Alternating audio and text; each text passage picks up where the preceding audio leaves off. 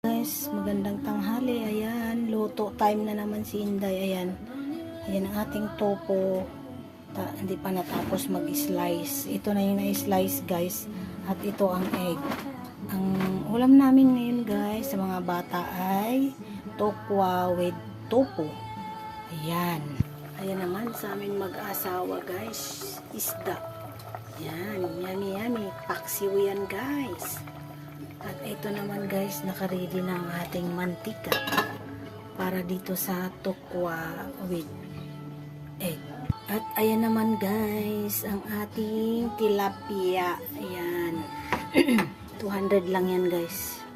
220 pala. Ayan, 220. Pero marami siya guys oh. Oh, 2, 3, 4, mga 7 pieces or 8. Ayan guys. 220 yan guys.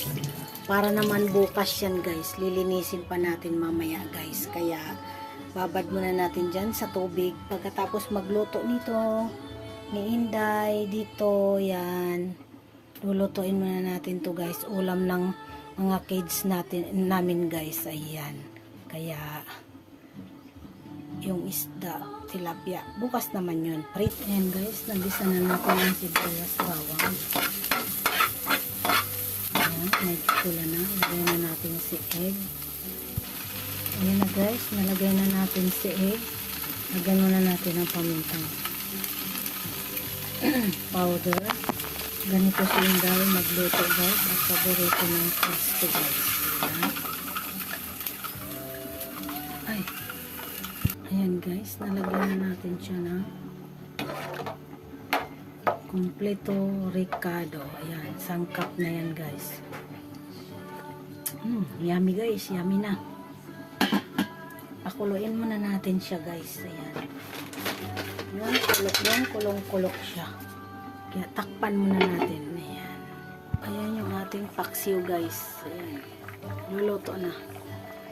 Ayan ang ulam natin guys. Luto na. Luto na rin. Pwede na yan. Kainan na tayo. Ayan. Guys, kain na tayo. Yan ang pagkain nila ni kids. Ayan. Ayan. Ayan si Habi. Guys, kain na tayo.